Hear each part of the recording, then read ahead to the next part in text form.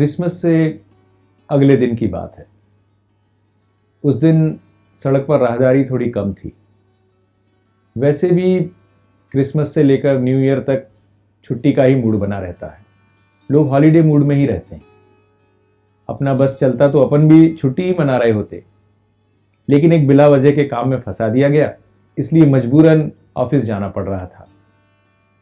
मजबूरी में ऑफिस जाने का भाव लिए मैं अपना मुंह लटकाए बैठा था और पत्नी भी इसी उधेड़-बुन में कि इस महीने खर्चे ज्यादा होने के कारण न्यू ईयर कैसे मनाया जाए, बार बार मुझे उलाहने दे रही थी।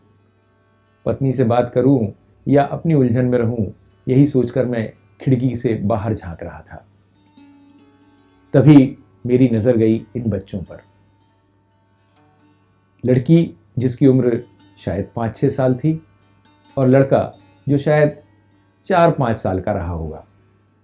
तीसरा था या थी पता नहीं। तीनों अपने काम में मगन, कड़कड़ाती ठंड और सड़क के ट्रैफिक से बेखबर लगातार अपने काम में जुटे थे। लड़की आसपास पड़े गुब्बारों को संजोकर रख रही थी और लड़का एक पंप से उसमें हवा भरे जा रहा था। और तीसरा उन दोनों के काम में इस तरह अड़ंगे डाल रहा था मानो वो उनकी मदद कर रहा है। उसके चेहरे पर इस बात का संतोष था कि वो अपने भाई बहन की मदद कर रहा है। उसके पास ही एक क्रिसमस ट्री पड़ा था।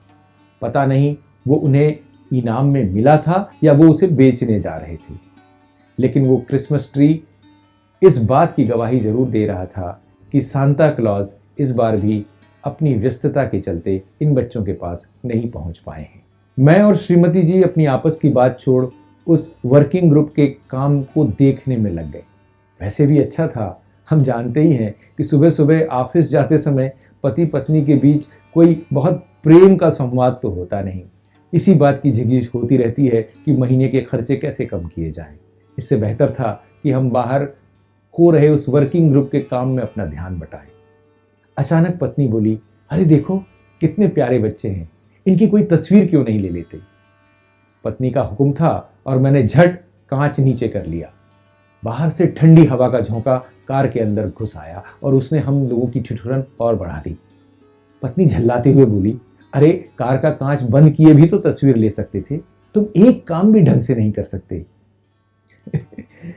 अपनी योग्यता के लिए मिले इस एक और प्रमाण पत्र को सहेजते हुए मैंने पत्नी की बात अनसुनी कर दी और मैं लगातार उनकी तस्वीरें लेता रहा। मैं सोच रहा था कि किस एंगल से तस्वीरें लूं ताकि इन बच्चों की काम करते हुए तस्वीरें और अच्छी तरह आ सकें और बेहतर ढंग से मैं इन सब के कामों को अपने कैमरे में कैद कर सकूं। शायद इसी अति उत्साह में मैंने कार का कांच नीचे कर लिया और हाथ बढ़ा बढ़ाकर मैं उनकी तस्वीरें लेने लगा। मेरे इस काम से कहिए या मेरी उस सारी एक्शन से कहिए, उन बच्चों का भी ध्यान हमारी ओर चला गया और उस बच्ची ने वहीं बैठे बैठे एक बहुत प्यारी सी स्माइल हमें दी और बच्चा अपने हाथ का पंप छोड़कर एक हाथ से अपनी पतलून संभाले दूसरे हाथ से हमें सल्यूट करने लगा। उसकी वो अदा हमें भीतर तक गुदगुदा गई, इतनी कि पत्नी प्रभावित होकर बोली, सुनो उस बच्चे को कुछ दे क्यों नहीं देते। मैंने जेब टटोली। मेरी जेब में 10 का नोट था। मैंने तुरंत 10 का नोट निकाला और उस बच्चे को इशारा किया। बच्चा उत्साह में आ गया और वो दौड़कर हमारी कार की तरफ बढ़ा। पत्नी एकदम घबरा गई और बोली, देखो कहीं बच्चा हड़बड़ी में गिर न जाए, कहीं बत्ती हरी न हो जाए। सच कहूं तो थोड़ा डर मुझे भी लग रहा था, लेकिन वो बच्चा समय से हमारे पास पहुंच गया और मैंने उसके हाथ में 10 का नोट दे दिया। उस बच्चे ने खुशी से एक हाथ से पतलून पकड़ के दूसरे हाथ से दोबारा कड़क सैल्यूट किया। जो ही हमारी कार आगे बढ़ने को हुई, उसने जोर से चिल्ला के कहा, हैप्पी न्यू ईयर, और हमारी कार आगे बढ़ती गई। जो जो हमारी कार आगे बढ़ रही थी, वो बच्चे हमारी आंखों से ओझल होते चले जा रहे थे, दूर होते चले जा रहे थे। लेकिन जो जो वे हमारी आंखों से ओझल हो रहे थे, त्यों त्यों वो और गहरे हमारे मन में समाते चले जा रहे थे। इन बच्चों ने ठंड की परवाह किए बगैर, अपनी परिस्थिति की परवाह किए बगैर कितने निश्चल भाव से हमें नए साल की ढेर सारी शुभकामनाएं दे दी थी। अपने विचारों की इस उधेड़-बुन में मैं उस नन्हे से सांता क्लॉज का कोई अलग से फोटो तो नहीं खींच पाया।